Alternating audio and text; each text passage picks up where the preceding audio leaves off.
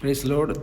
ದೇವರ ನಾಮಕ್ಕೆ ಸ್ತೋತ್ರವಾಗಲಿ. ಮತ್ತೊಂದು ದಿನವನ್ನು ಕಾಣುವಂತೆ ದೇವರು ನಮಗೆ ಕೃಪೆ ಮಾಡಿದ್ದಕ್ಕಾಗಿ ದೇವರಿಗೆ ಸ್ತೋತ್ರ. ಆತನು ಮಾಡಿದ ಎಲ್ಲ ಉಪಕಾರಗಳಿಗಾಗಿ ದೇವರಿಗೆ ಸ್ತೋತ್ರವನ್ನು ಮಹಿಮೆಯನ್ನು ಸಲ್ಲಿಸ್ತೇನೆ. ಇಂದಿನ ವೇದ ಅಧ್ಯಯನಕ್ಕಾಗಿ ಒಂದು ವಾಕ್ಯವನ್ನು ಓದೋಣ. ಪ್ರಲಾಪಗಳ ಪುಸ್ತಕ 3ನೇ ಅಧ್ಯಾಯ 49ನೇ ವಾಕ್ಯ. ಯೆಹೋವನು ಆಕಾಶದಿಂದ ಕಟಾಕ್ಷಿಸಿ ನೋಡುವ ತನಕ ನನ್ನ ನೇತ್ರವು ನಿರಂತರವಾಗಿ ಅಶ್ರುಧಾರೆಯನ್ನು ಸುರಿಸುವುದು, ಎಂದಿಗೂ ಬಿಡದು. ಯೆರೆಮೀಯನು ಬರೆದಂತಹ ಪ್ರಲಾಪಗಳ ಪುಸ್ತಕ. ಇದರಲ್ಲಿ ಯೆರೆಮೀಯನ ಪ್ರಲಾಪಗಳನ್ನು ನಾವು ನೋಡ್ತೇವೆ. ಯೆರೆಮೀಯನನ್ನು ವೀಪಿಂಗ್ ಪ್ರಾಫೆಟ್ ಅಥವಾ ಕಣ್ಣೀರಿನ ಪ್ರವಾದಿ ಅಂತ ಕರೀತಾರೆ. ಕಾರಣ, ಆ ಯೆರೆಮೀಯನು ಯಾವಾಗಲೂ ತನ್ನ ಪ್ರಾರ್ಥನೆಯಲ್ಲಿ ಕಣ್ಣೀರನ್ನು ಸುರಿಸ್ತಾ ಇದ್ದಂತಹ ಒಬ್ಬ ವ್ಯಕ್ತಿ. ಯೆರೆಮೀಯ 9ನೇ ಅಧ್ಯಾಯದಲ್ಲಿ ಅವನೊಂದು ರಿಕ್ವೆಸ್ಟ್ ಏನು, ಅಯ್ಯೋ ನನ್ನ ಶಿರಸ್ಸು ಜಲಮಯವಾಗಿಯೂ ನನ್ನ ನೇತ್ರಗಳು ಕಣ್ಣೀರಿನ ಬುಗ್ಗೆಯಾಗಿಯೂ ಇದ್ದರೆ ಎಷ್ಟೋ ಲೇಸು. ನನ್ನ ಜನರಲ್ಲಿ ಹತರಾದವರ ನಿಮಿತ್ತ ಹಗಲಿರಲು ಅಳಬೇಕಲ್ಲ. ಅವನ ಒಂದು ಆಸೆ ಯಾವಾಗಲೂ ಕಣ್ಣಿಂದ ಕಣ್ಣೀರು ಬರ್ತಾ ಇರಬೇಕು, ಅಂದರೆ ಪ್ರಾರ್ಥನೆಯಲ್ಲಿ ಕಣ್ಣೀರು ಸುರಿಸುತ್ತಾ ಇರಬೇಕು. ಇಲ್ಲಿ ನಾವು ಓದ್ತೀವಿ 50ನೇ ವಾಕ್ಯದಲ್ಲಿ, ನನ್ನ ನೇತ್ರವು ನಿರಂತರವಾಗಿ ಅಶ್ರುಧಾರೆಯನ್ನು ಸುರಿಸುವುದು, ಎಂದಿಗೂ ಬಿಡದು. ಅದರರ್ಥ ಅವನ ಕಣ್ಣು ಅಥವಾ ನೇತ್ರ ಅಶ್ರುಧಾರೆಯನ್ನು ಸುರಿಸ್ತಾ ಇದೆ, ಕಣ್ಣೀರನ್ನು ಸುರಿಸ್ತಾ ಇದೆ, ಎಂದಿಗೂ ಬಿಡಲ್ಲ. ಅದು ನಿರಂತರವಾಗಿ ಸುರಿಸ್ತಾ ಇರುತ್ತೆ. ಯಾಕೆಂದರೆ ಈ ಯೆರೆಮೀಯನ ಪ್ರಲಾಪಗಳಿಗೆ ಕಾರಣ ಏನು? ಯೆರೆಮೀಯನ ಪ್ರವಾದ್ಯ ಗ್ರಂಥ ಮತ್ತು ಪ್ರಲಾಪಗಳು ಓದುವಂಥ ಸಮಯದಲ್ಲಿ ನಮಗೆ ಗೊತ್ತಾಗುವಂಥದ್ದು, ಯೆಹೂದ ಜನರು, ಯೆಹೂದ ರಾಜ್ಯದಲ್ಲಿರುವಂತಹ ಆತನ ಪ್ರಜೆಗಳು ಅವರೆಲ್ಲರೂ ಪಾಪದಲ್ಲಿ ತುಂಬಿದ್ದಾರೆ, ಪಾಪಗಳಲ್ಲಿ ಮುಳುಗಿದ್ದಾರೆ. ಇನ್ನೇನು ದೇವರ ಕೋಪ ಅವ್ರ ಮೇಲೆ ಬಂದಿದೆ. ದೇವರ ಕೋಪ ಬಂದು ಈಗ ಅವರನ್ನು ಒಂದು ರೀತಿಯಲ್ಲಿ ಹೇಳಬೇಕು ಅಂದರೆ ಅವರನ್ನು ಸೆರೆಯಾಗಿ ಕಳುಹಿಸುವಂತಹ ರೀತಿಯಲ್ಲಿ ದೇವರು ಪ್ಲ್ಯಾನ್ ಮಾಡಿಕೊಂಡಿದ್ದಾರೆ. ಯೆರೆಮೀಯನ ಮೂಲಕ ದೇವರು ಮಾತಾಡ್ತಾ ಇದ್ದಾರೆ. 70 ವರ್ಷಗಳ ಕಾಲ ಒಂದು ರೀತಿಯಲ್ಲಿ ನೀವು ಸೆರೆವಾಸಕ್ಕೆ ಹೋಗ್ತೀರಾ, ಬಾಬೆಲ್ನವ್ರು ನಿಮ್ಮನ್ನು ಆಕ್ರಮಣ ಮಾಡ್ತಾರೆ, ಈ ರೀತಿಯೆಲ್ಲ ಹೇಳ್ತಾ ಇರುವಾಗ ಒಂದು ರೀತಿಯಲ್ಲಿ ಆ ಸೆರೆಯಾಗುವಂತಹ ಸನ್ನಿವೇಶವನ್ನು ನೆನೆಸಿ ಹೇಳ್ತಾನೆ. ಜನ ಮನ ತಿರುಗದೇ ಇರುವುದಕ್ಕಾಗಿ ಹೇಳ್ತಾನೆ. ಕಣ್ಣೀರಿನ ಅನುಭವವನ್ನು ನಾವು ನೋಡಬಹುದು. ಹಾಗಾದರೆ ಎಲ್ಲಿವರೆಗೂ ನೇತ್ರ ಅಶ್ರುಧಾರೆಯನ್ನು ಸುರಿಸ್ತಾ ಇದೆ, ಅವನ ಕಣ್ಣು ಕಣ್ಣೀರಿನಿಂದ ತುಂಬಿದೆ, ಎಲ್ಲಿವರೆಗೂ? ಅವನ 49ನೇ ವಾಕ್ಯದಲ್ಲಿ ಹೇಳ್ತಾ ಇದ್ದಾನೆ, ಯೆಹೋವನು ಆಕಾಶದಿಂದ ಕಟಾಕ್ಷಿಸಿ ನೋಡುವ ತನಕ. ಹಾಗಾದರೆ ಎಲ್ಲಿವರೆಗೂ ನಾವು ಪ್ರಾರ್ಥನೆ ಮಾಡಬೇಕು? ಎಲ್ಲಿವರೆಗೂ ಕಣ್ಣೀರು ಸುರಿಸಬೇಕು? ಎಲ್ಲಿವರೆಗೂ ಆತನ ಸನ್ನಿಧಾನದಲ್ಲಿ ಕಣ್ಣೀರಿಂದ ಪ್ರಾರ್ಥಿಸಬೇಕು? ದೇವರು ನಮ್ಮನ್ನು ಕಟಾಕ್ಷಿಸುವವರೆಗೂ, ದೇವರು ನಮಗೆ ಉತ್ತರವನ್ನು ಕೊಡುವವರೆಗೂ ನಾವು ಪ್ರಾರ್ಥನೆ ಮಾಡಬೇಕು.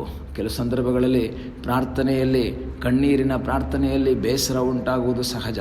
ಅದಕ್ಕೆ ಯೇಸು ಸ್ವಾಮಿ ಹೇಳಿದರು, ಬೇಸರಗೊಳ್ಳದೆ ಯಾವಾಗಲೂ ಪ್ರಾರ್ಥನೆ ಮಾಡಬೇಕು, ಬೇಸರಗೊಳ್ಳದೆ ನಿರಂತರವಾಗಿ ಪ್ರಾರ್ಥನೆ ಮಾಡಬೇಕು. ಕಣ್ಣೀರಿನ ಅನುಭವಗಳು ದೇವರು ನೀಗಿಸುವುದಕ್ಕೆ ಶಕ್ತನಾಗಿದ್ದಾನೆ. ಆತನು ಕಟಾಕ್ಷಿಸ್ತಾನೆ.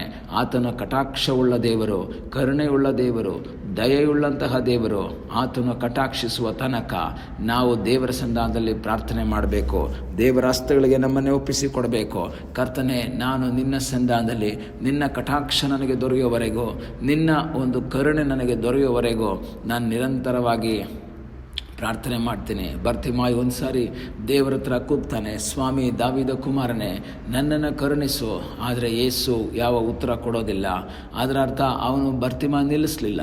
ಅನೇಕರು ಹೇಳ್ತಾ ಇದ್ದಾರೆ, ನೀನು ಕೂಗಬೇಡ, ಯೇಸುಗೆ ಡಿಸ್ಟರ್ಬ್ ಮಾಡಬೇಡ. ಆದರೆ ಮತ್ತಷ್ಟು ಜೋರಾಗಿ ಅವನು ಕೂಗ್ತಾ ಇದ್ದಾನೆ.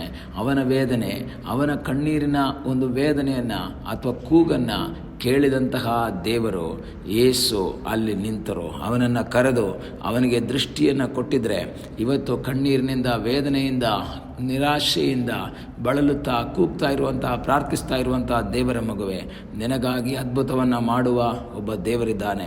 ಆದರೆ ಆತನು ಕಟಾಕ್ಷಿಸುವವರೆಗೆ, ಆತನು ನೋಡುವವರೆಗೆ, ಆತನು ಸಹಾಯ ಮಾಡುವವರೆಗೂ ನೀನು ಆತನ ಬಳಿಯಲ್ಲಿ ಪ್ರಾರ್ಥನೆ ಮಾಡಬೇಕು. ಅಲ್ಲಿವರೆಗೂ ದೇವರ ಸನ್ನಿಧಾನದಲ್ಲಿ ಕಣ್ಣೀರನ್ನು ನಿಲ್ಲಿಸಬಾರ್ದು, ಅಲ್ಲಿವರೆಗೂ ಪ್ರಾರ್ಥನೆಯನ್ನು ನಿಲ್ಲಿಸಬಾರ್ದು, ಅಲ್ಲಿವರೆಗೂ ನಿರೀಕ್ಷೆಯನ್ನು ಬಿಡಬಾರ್ದು. ದೇವರು ಅದ್ಭುತವನ್ನು ಮಾಡುವುದಕ್ಕೆ ಶಕ್ತನಾಗಿದ್ದಾನೆ. ಈ ಬೆಳಗ್ಗೆ ಕರ್ತನಿಗೆ ಹೇಳೋಣ, ಸ್ವಾಮಿ ನಾನು ಕಣ್ಣೀರಿಂದ ಪ್ರಾರ್ಥಿಸ್ತೇನೆ, ನೀನು ಕಟಾಕ್ಷಿಸುವವರೆಗೂ, ನೀನು ಕರುಣಿಸುವವರೆಗೂ, ನೀನು ನನಗೆ ಸಹಾಯ ಮಾಡುವವರೆಗೂ ನಾನು ನಿನಗೆ ನಿನ್ನ ಸನ್ನಿಧಾನದಲ್ಲಿ ಪ್ರಾರ್ಥನೆ ಮಾಡ್ತೇನೆ. ಈ ದಿವಸ ಕರ್ತನ ಸನ್ನಿಧಾನದಲ್ಲಿ ನಮ್ಮನ್ನೇ ನಾವು ಸಮರ್ಪಿಸಿಕೊಂಡು ಪ್ರಾರ್ಥಿಸುವುದಾದರೆ ಅದ್ಭುತವನ್ನು ಮಾಡುವ ಸರ್ವಶಕ್ತನಾದ ಒಬ್ಬ ದೇವರು ನಮಗಾಗಿ ಜೀವಿಸ್ತಾ ಇದ್ದಾನೆ. ಆ ಕರ್ತನ ಮುಖವನ್ನು ನಾವು ನೋಡೋಣ. ಕರ್ತನ ಸನ್ನಿಧಾನದಲ್ಲಿ ನಮ್ಮನ್ನೇ ಒಪ್ಪಿಸಿಕೊಡೋಣ. ದೇವರ ಮುಖವನ್ನು ನೋಡೋಣ. ಕರ್ತನೆ, ನೀನು ಕಟಾಕ್ಷಿಸುವವರೆಗೂ ನಾನು ನಿನ್ನ ಮುಖವನ್ನು ನೋಡ್ತೇನೆ, ನಾನು ನಿನ್ನಲ್ಲಿ ಆಶ್ರಯಿಸ್ತೇನೆ. ದೇವರೇ, ನೀನು ನನಗೆ ಅದ್ಭುತವನ್ನು ಮಾಡುವುದಕ್ಕೆ ಶಕ್ತನೆಂಬುದಾಗಿ ನಾವು ನಂಬೋಣ. ನಮ್ಮ ಕಣ್ಣೀರು ಆತನು ಬುದ್ದಲಿಯಲ್ಲಿ ತುಂಬಿಸುವವನಾಗಿದ್ದಾನೆ. ಆತನು ನಮ್ಮ ಕಣ್ಣೀರು ಎಂದಿಗೂ ವ್ಯರ್ಥವಲ್ಲ. ನಮಗಾಗಿ ಸಹಾಯ ಮಾಡುವುದಕ್ಕೆ ಶಕ್ತನಾದ ಒಬ್ಬ ದೇವರಿದ್ದಾನೆ. ಕಣ್ಣೀರಿನಿಂದ ಆತನ ಮುಖವನ್ನು ನೋಡುತ್ತಾ ಮುಂದೆ ಸಾಗುವಂತೆ, ಆತನ ಕಟಾಕ್ಷಿಸುವವರೆಗೆ ಆತನನ್ನೇ ನಿರೀಕ್ಷಿಸುವಂತೆ ದೇವರು ನಮಗೆ ಸಹಾಯ ಮಾಡಲಿ. ಕಣ್ಣುಗಳನ್ನ ಮುಚ್ಚೋಣ, ನಾವು ಪ್ರಾರ್ಥನೆ ಮಾಡೋಣ. ನಮ್ಮನ್ನು ಬಹಳವಾಗಿ ಪ್ರೀತಿ ಮಾಡುವ ಪರಲೋಕದ ತಂದೆಯಾದ ದೇವರೇ, ಒಳ್ಳೆಯ ಸಮಯಕ್ಕಾಗಿ ನಿನಗೆ ಸ್ತೋತ್ರ. ಈ ದಿವಸ ನಮ್ಮನ್ನೇ ನಿನ್ನ ಪಾದಗಳಿಗೆ ಒಪ್ಪಿಸುತ್ತೇವಪ್ಪ.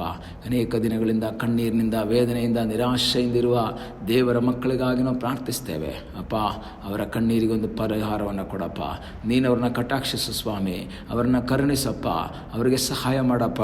ಅವರ ಕಣ್ಣೀರಿನ ಅನುಭವಗಳನ್ನು ನೀಗಿಸಿ ಅದಕ್ಕೊಂದು ಪರಿಹಾರವನ್ನು ಒದಗಿಸಿಕೊಡು ಎಂಬುದಾಗಿ ನಾವು ಪ್ರಾರ್ಥಿಸ್ತೇವೆ. ನೀನು ಕಟಾಕ್ಷಿಸುವವರೆಗೂ ಅವರು ಪ್ರಾರ್ಥನೆ ನಿಲ್ಲಿಸದೆ, ಕಣ್ಣೀರನ್ನು ನಿಲ್ಲಿಸದೆ ನಿನ್ನನ್ನು ನಿರೀಕ್ಷಿಸುತ್ತಾ ನಿನ್ನ ಬಳಿಯಲ್ಲಿ ಪ್ರಾರ್ಥಿಸುವಂತೆ ಕರ್ತನೆ ನಿನ್ನ ಕೃಪೆ ಮಾಡು ಎಂಬುದಾಗಿ ನಾವು ಪ್ರಾರ್ಥಿಸ್ತೇವೆ.